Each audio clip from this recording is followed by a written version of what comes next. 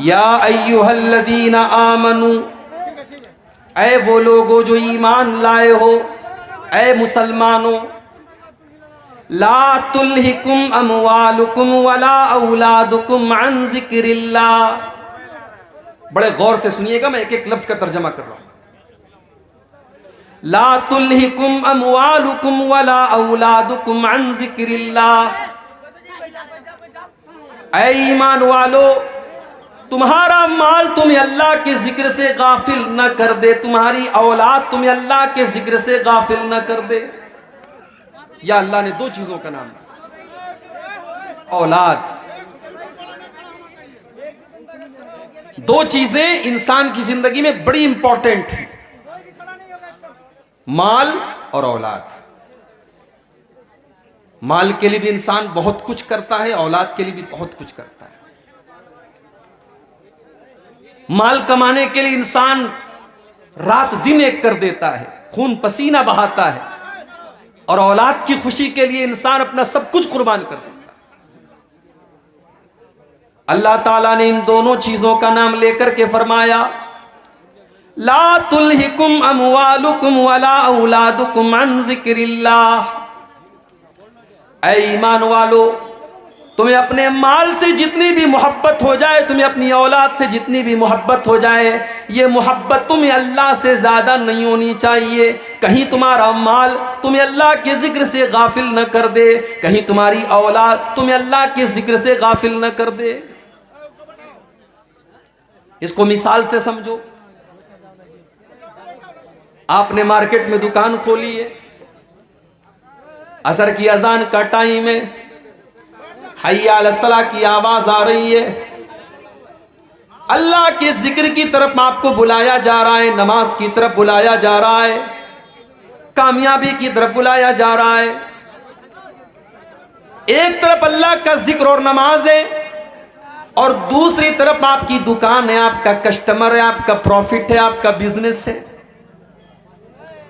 अब इम्तिहान है आपके सामने, 10 मिनट के लिए दुकान या तो बंद कीजिए, या फिर आप नमाज को कुर्बान कीजिए। अब यही कसौटी आपके सामने आ गई। अब कुरान की इस आयत को आप अपने सामने रखिए, या अय्युहल्लज़ीना आमनू ला तुल्हिकुम अमवालुकुम। ऐ ईमान वालो, तुम्हारा माल बहुत जरूरी है तुम्हारे लिए, बहुत इंपॉर्टेंट है तुम्हारे लिए, मगर अल्लाह के जिक्र से बढ़कर के इंपॉर्टेंट नहीं है। अगर अल्लाह ताला अपनी नमाज की तरफ तुमको बुला रहा है, अगर हय्या अलस्सलाह की आवाज तुमको दी जा रही है, तो तुम्हारी दुकान बंद हो जानी चाहिए, तुम्हारा कारोबार बंद हो जाना चाहिए। यह है ईमान की निशानी। आप घर में हैं, बच्चों के साथ हैं, नमाज का टाइम आया, बच्चों को खिला रहे हैं, आप बच्चों से लाडो प्यार कर रहे हैं। नमाज का टाइम आया, अपने बीवी बच्चों को छोड़ करके, अपने परिवार को छोड़ करके आपको मस्जिद में जाना है, अल्लाह के जिक्र की तरफ जाना है। औलाद की मोहब्बत कहीं आपको अल्लाह के जिक्र से गाफिल न कर दे। नबी अकरम सल्लल्लाहु ताला अलैहि वसल्लम जुमा का खुतबा दे रहे हैं। अबू दाऊद की सही रिवायत है, आप जुमा का खुतबा दे रहे हैं और आपके दोनों नवासे हजरत हसन और हुसैन रजी अल्लाह ताला अन्हुमा मस्जिद के अंदर खेलते हुए चले आ रहे हैं। 4-5 साल के मासूम बच्चे हैं, लाल रंग का कपड़ा पहने हुए हैं, नबी के नवासे हैं, नबी के बेटे की तरह हैं, नबी अपने बच्चों की तरह इनसे प्यार करते थे। दोनों मस्जिद में नजर आए। इमाम कायनात ने मिंबर से देखा, मेरे नवासे गिरते पड़ते फिसलते कूदते मस्जिद के अंदर दाखिल हो रहे हैं। हो लोगो, मेरे नबी को अल्लाह ने कोई औलादे नरीना से नहीं नवाजा। बेटे आपको पैदा हुए, सब बचपन में इंतकाल कर गए। यह भी एक बहुत बड़ा इम्तिहान था अल्लाह के नबी के लिए, और शायद हिकमत भी अल्लाह ताला की तरफ से ये थी कि अल्लाह ने अपने नबी के किसी बेटे को जवान होने नहीं दिया। कासिम पैदा हुए, बचपन में इंतकाल कर गए। अब्दुल्ला पैदा हुए बचपन में इंतकाल कर गए, इब्राहिम पैदा हुए बचपन में इंतकाल कर गए, कोई बेटा आपका जवान न हुआ। और अल्लाह ने कुरान में इसकी वजाहत भी कर दी, मा काना मुहम्मदुन अबा अहदिम मिर रिजालिकुम, मोहम्मद किसी मर्द के बाप नहीं है, उनकी औलाद में कोई मर्द नहीं है, उनकी औलाद में कोई ऐसा लड़का नहीं जो जवान हुआ हो, जो मर्द हुआ हो। दुनिया वालों को यह मैसेज भी दिया गया, ओ लोगों ये मेरा आखिरी नबी है, ये सबसे महबूब मेरा बंदा है, मगर हमारे फैसले के आगे मेरे नबी भी मजबूर है, मेरे नबी को भी मेरे फैसले के आगे कोई इख्तियार नहीं है। मैं ना चाहूं तो मेरे नबी को कोई बेटा नहीं है, मैंने चाहा तो 4-4 बेटियां मैंने दे दी, और मैंने नहीं चाहा तो कोई एक बेटा भी मेरे नबी का जवान न हुआ। मक्के वालों ने ताना भी दे दिया, ऐ मोहम्मद आपके बाद तो आपकी कोई नस्ल नहीं चलेगी। भाई दुनिया में इसी को तो बड़ी अहमियत दी जाती है, अगर किसी को लड़का ना हो, किसी को सिर्फ बेटियां हो, तो लोग ताना देते हैं कि इसकी तो नस्ल नहीं चलेगी, इसका तो वंश नहीं चलेगा। ये ताना कोई नया नहीं है, ये ताना तो 1400 साल पुराना है। ये ताना तो अल्लाह के नबी को भी दिया गया, ऐ मोहम्मद आपकी तो नस्ल न चलेगी, आपके तो कोई औलाद नरीना आपको नहीं, आपको तो कोई बेटा ही नहीं है, आपको कौन याद करेगा। ओ लोगों, हमारी माँ को कोई गाली देता है तो हम जवाब देते हैं, हमारे बाप को कोई बुरा भला कहता है तो हम जवाब देते हैं। अल्लाह को अपने नबी से कितना प्यार है, अल्लाह को अपने नबी से कितनी मोहब्बत है। जब नबी को बुरा भला कहा गया, जब नबी को ताना दिया गया, अल्लाह ने कुरान की आयतें नाजिल फरमा दी, अल्लाह ने अपने नबी का जवाब दिया, इन्ना आतैना कल कौसर फसल्लि लिरब्बिका वन्हर इन्ना शानिअका हुवल अबतर। ऐ नबी कौन कहता है कि आपके बाद आपका नाम न लिया जाएगा। इन्ना आतैना कल कौसर, ऐ नबी कल कयामत का दिन होगा, अहले ईमान आपके पास आएंगे, जब तक आपके हाथ से वो कौसर का जाम न पी लेंगे वो जन्नत के अंदर दाखिल न होंगे।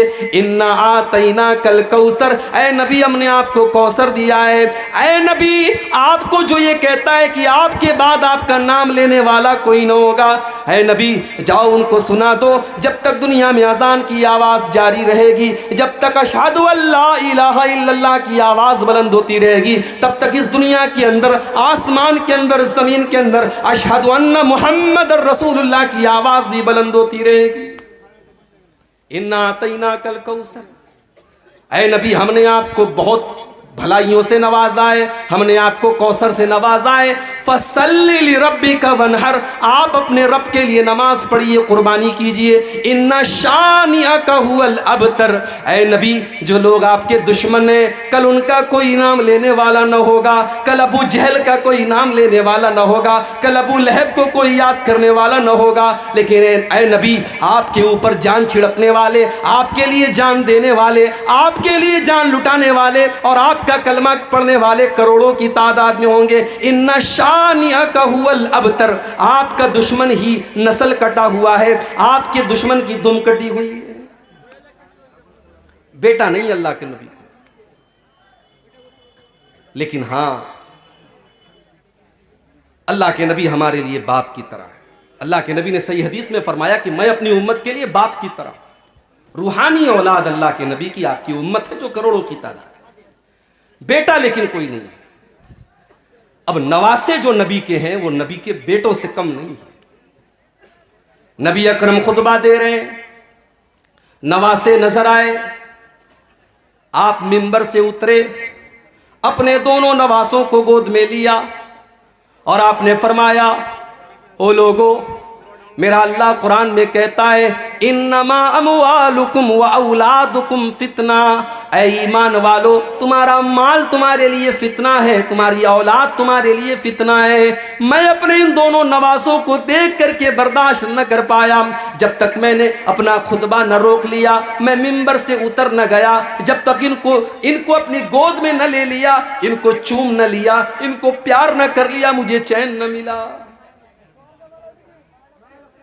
तो माल और औलाद, ये दो चीजें इंसान की जिंदगी में बड़ी इंपॉर्टेंट है। इंसान हराम का रास्ता क्यों अपनाता है?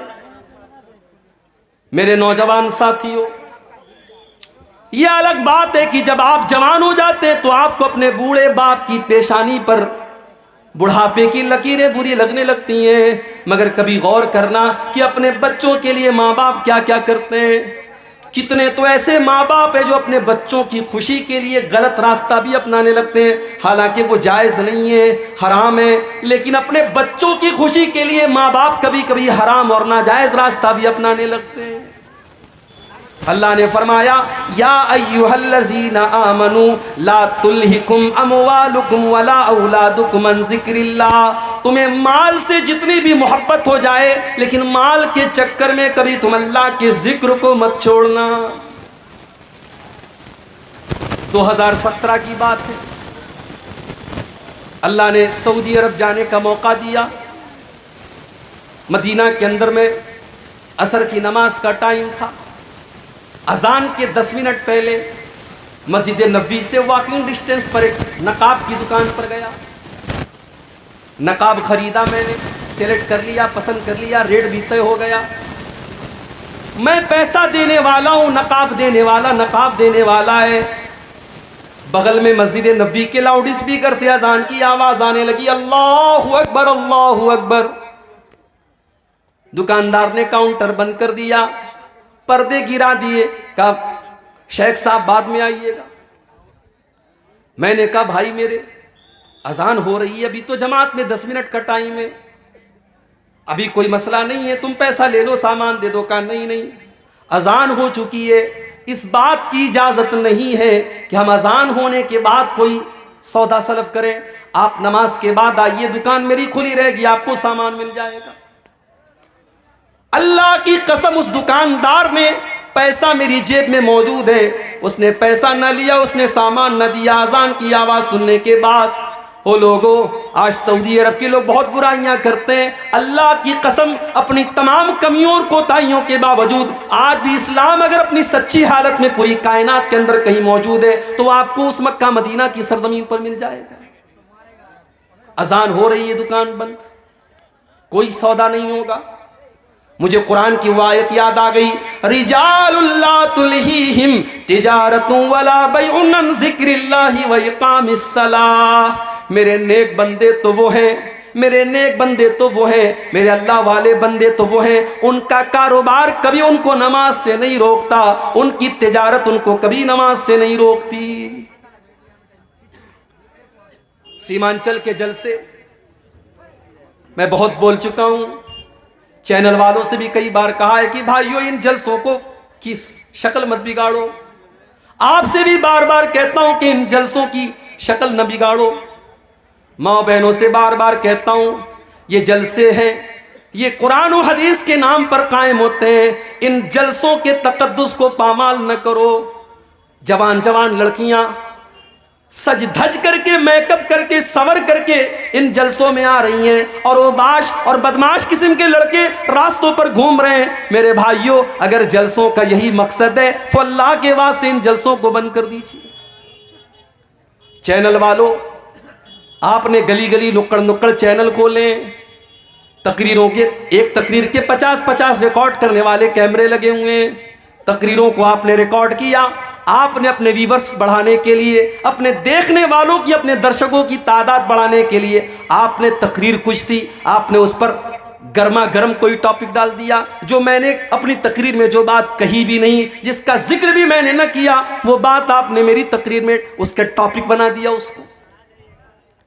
कितने चैनल वाले मेरी तकरीर के साथ नंगी औरत की तस्वीर मेरे फोटो के साथ लगाते हैं, और टॉपिक क्या रखते हैं, मेले में जाने वाली लड़कियां, मेले में जाने वाली लड़कियां, ये टॉपिक लगाते हैं। और एक बेहुदा और उरिया लिबास पहने हुए एक लड़की की तस्वीर मेरे बगल में लगाते हैं। लोग व्हाट्सएप करके मुझसे पूछते हैं, मौलाना साहब इसका क्या जवाब है आपके पास? मेरे पास अल्लाह की कसम कोई जवाब नहीं है। पैसा कमाओ मेरे भाई, मगर पैसा कमाने के लिए इतना न गिर जाओ कि आप हलाल और हराम की हदों को भूल जाओ। इस चीज का भी आपको हिसाब देना पड़ेगा। आपने तकरीर के, अल्लाह और उसके रसूल की बातों को सुनने वाली चीज के ऊपर आपने इतना गंदा थंबनेल लगाया है, कल आखिरत में आप क्या जवाब देंगे मेरे भाई? अल्लाह ने कुरान में फरमाया, इन्नल्लज़ीना युहिब्बूना अन तशियल फाहिशतु फिल्लज़ीना आमनू लहुम अज़ाबुन अलीमुन फिद दुनिया वल आखिरा। जो लोग ईमान वालों के दरमियान बेहयाई को फैलाते हैं, वल्गैरिटी को फैलाते हैं, नंगेपन को फैलाते हैं, उनको आखिरत में जो अजाब होगा होगा, उनको दुनिया में भी दर्दनाक अजाब होगा। आपने नंगेपन को फैलाया, आपने उरियानियत को फैलाया, इससे तो अच्छा था बॉलीवुड की हीरोइनों के इंटरव्यू ले लेते, इससे तो अच्छा था बॉलीवुड के गानों को रिकॉर्ड करके अपने चैनल पे डाल लेते, कम से कम तकरीरें तो बदनाम ना होती, कम से कम जलसे तो बदनाम ना होते। क्या हो रहा है मेरे भाई? जलसों के नाम पर क्या क्या हो रहा है हमारे यहां, क्या क्या खुराफात हो रही है। इतने जलसे हो रहे हैं मगर हमारा नौजवान नमाज से आज भी दूर है। अल्लाह ने फरमाया, ला तुल्हिकुम अमवालुकुम वला औलादुकुम अन ज़िक्रिल्लाह। माल के चक्कर में तुम अल्लाह को भूल न जाना, औलाद के चक्कर में तुम अल्लाह को भूल न जाना। और आज अगर कोई अल्लाह को भूल गया, उसकी जिंदगी में सब कुछ है, अल्लाह नहीं है, अल्लाह का जिक्र नहीं है, नमाज नहीं है, अल्लाह को याद नहीं करता है, तो दुनिया में तो जो होगा होगा, आखिरत में क्या होगा? वमन आरज़ा अन ज़िक्री फ़इन्न लहू मईशतन ज़न्का। जो हमें याद नहीं करेगा, जिसकी जिंदगी में सब कुछ होगा लेकिन अल्लाह नहीं होगा, उसकी जिंदगी को हम बेचैनी वाली जिंदगी बना देंगे। वो करोड़ों और लाखों कमाएगा लेकिन उसके घर में चैन न होगा। सास बहू के झगड़े उसके घर में होंगे, भाई भाई के झगड़े उसके घर में होंगे, उसके घर में ननद भाभी के झगड़े होंगे, उसके घर में देवरानी जेठानी के झगड़े होंगे, उसके घर में न चैन होगा न सुकून होगा, उसके बच्चे बीमार होंगे। जो हमको याद नहीं करेगा, फ़इन्न लहू मईशतन ज़न्का, उसकी जिंदगी बेचैनी वाली बन जाएगी। वनहशुरुहु यौमल क़ियामति आमा, और कल क़यामत के दिन हम ऐसे इंसान को अंधा बना करके उठाएंगे। क़ाल रब्बि लिमा हशरतनी आमा, वो कहेगा अल्लाह मैं तो दुनिया में अच्छा खासा देखा करता था, मैं आज अंधा कैसे हो गया? अल्लाह फरमाएगा, कज़ालिका तत्का आयातुना फनसीतहा व कज़ालिकल यौम तुनसा। मेरे बंदे, तेरे सामने कुरान की आयतें पढ़ी गई, तेरे सामने नमाज की अहमियत बताई गई, तेरे सामने बेहयाई की बुराई की गई, मगर तू बेहयाई के काम करता रहा, तू नमाज को छोड़ता रहा, तू अल्लाह की याद से गाफिल रहा। जब तू दुनिया में अंधा बन गया तो आज हमने तुझको अंधा बना दिया। तो ये पहली आयत है कि अपने माल और औलाद के चक्कर में अल्लाह को मत भूलो। वमन यफ़अल ज़ालिका, और जो माल के चक्कर में अल्लाह को भूल जाएगा, जो औलाद के चक्कर में अल्लाह को भूल जाएगा, फ़उलाइका हुमुल ख़ासिरून, उससे ज़्यादा घाटे का सौदा कोई नहीं कर रहा है। हम ये समझ रहे हैं कि साहब हम दुकान कर रहे हैं नमाज छोड़ करके, हमारी दुकान में बड़ी बरकत हो रही है, बड़ा पैसा आ रहा है। नहीं, पैसा तो आ रहा है मगर आप घाटे का सौदा कर रहे हैं। जानते हो फायदे का सौदा किसको कहते हैं? आओ एक मिसाल आपको देता हूं, फायदे का सौदा किसको कहते हैं। अल्लाह के नबी अपने सहाबा के साथ बैठे हुए, एक सहाबी आते, अय अल्लाह के नबी, मैं अपने बाग की चहार दीवारी कर रहा हूं, मेरा खजूरों का बाग है, मैं उसकी बाउंड्री कर रहा हूं, और बाउंड्री करने में मेरे पड़ोसी का एक खजूर का पेड़ आ रहा है, मैं उससे कह रहा हूं कि ये खजूरों का पेड़ तुम मुझे दे दो, लेकिन वो मुझे देने को तैयार नहीं है। नबी अकरम ने उसको बुलाया, कहा भाई अपने बाग की बाउंड्री कर रहा है, तुम्हारा एक पेड़ इसकी बाउंड्री के रास्ते में आ रहा है, तुम अपने पेड़ की जो मुनासिब कीमत है दे दो। उसने कहा नहीं, मैं नहीं दे सकता। उसने कहा मैं ये पेड़ नहीं दे सकता। अल्लाह के नबी ने फरमाया कि तो बताओ तुम्हें क्या चाहिए? उसने कहा हाँ, अगर इस एक खजूर के पेड़ के बदले में मुझे पूरा एक बाग दे दिया जाए तो मैं वो बाग के बदले में मैं एक खजूर का पेड़ दे दूंगा। नबी अकरम ने अपने सहाबा से कहा, ऐ मेरे सहाबा, कोई है जो इस पेड़ को खरीद ले, मैं उसको जन्नत में जन्नत की गारंटी देता हूं, इससे बेहतर खजूरों का बाग उसको जन्नत में मिलेगा। कोई है अल्लाह का बंदा जो अपना खजूरों का बाग इसको दे दे और इसका ये पेड़ खरीद ले। एक साहबी खड़े हो गए, उनका नाम था अबू दहदा। उन्होंने कहा, अल्लाह के नबी, मेरा एक बहुत बड़ा खजूरों का बाग है, मैं आपको गवाह बना करके कहता हूं कि मैं अपना खजूरों का बाग इसको दे रहा हूं और इसका वो एक खजूर का पेड़ मैं लेकर के अपने इस सहाबी भाई को दे रहा हूं। सौदा डन हो गया। अबू दादा दौड़े दौड़े घर आए। उनकी बीवी उसी बाग में गई हुई थी। मुस्नद अहमद के अल्फाज हैं, हजरत अबू दादा बाग के दरवाजे पर पहुंचे और बीवी को आवाज दी, ऐ उम्मे दादा, ऐ मेरी बीवी, तुम जल्दी से इस बाग से निकल जाओ, ये बाग मैंने अल्लाह की राह में दे दिया है। ऐ मेरी बीवी, मैंने एक खजूर के पेड़ के बदले में इस बाग को खरीद लिया है, इस बाग को बेच दिया है और मुझे अल्लाह के नबी ने इस पर जन्नत में इससे बेहतरीन बाग की गारंटी दी है। आज के दौर की औरतें होती तो शौहर की ये बात सुनकर के 4 बातें सुनाती कि आपसे बड़ा बेवकूफ कोई नहीं देखा, आपसे बड़ा स्टूपिड कोई नहीं देखा कि आप एक पेड़ के बदले आप इतना बेहतरीन बाग आप बेच करके चले आए। आज की औरतें होती तो 4 ताने मार देती। लेकिन मेरी प्यारी माओ बहनों, नबी की सहाबियात की जिंदगी भी क्या जिंदगी थी। उम्मे दादा उस बाग से निकलती हैं और अपने शौहर से कहती हैं, ऐ मेरे शौहर, आपने बड़े फायदे का सौदा किया है, आपने बड़े मुनाफे का सौदा किया है, आपने जन्नत के बाग के बदले अपने बाग को दे दिया है, आपने कोई घाटे का सौदा न किया। ये थे साहबा। एक और साहबी थे, उनका नाम था सुहैब रूमी। हमारे यहाँ शेरशाबादी चलता है, अंसारी चलता है। इसी बिहार में दरभंगा में एक गांव है, वहां सड़क में दीवार बनी है, एक तरफ से अंसारियों का रास्ता, एक तरफ से शेख का रास्ता है। अंसारी के रास्ते से शेख नहीं जा सकता, शेख के रास्ते से अंसारी नहीं जा सकता। हम तो बिरादरियों में बटे हुए हैं, ठीक है, बिरादरी है तो है, लेकिन बिरादरी कोई फख्र की चीज नहीं है। शेरशाबादी ये सोचे मैं शेख और अंसारी और खान से अच्छा हूं, खान ये सोचे मैं अंसारी से बेहतर हूं, अंसारी ये सोचे मैं फला से बेहतर हूं, ये इस्लाम की तालीम नहीं है। इन्ना अक्रमकुम इंदल्लाहि अत्काकुम, बिरादरी की बुनियाद पर किसी को कोई इज्जत हासिल नहीं है। नबी के सहाबा में आप देखें वैरायटी है सहाबा। सलमान फारसी ईरान के रहने वाले, सुहैब रूमी रूम के रहने वाले, इसी तरीके से हजरत बिलाल हबशा के रहने वाले। कोई गोरा है, कोई काला है, कोई ईरान का है, कोई हबशा का है, लेकिन नबी के सारे सहाबा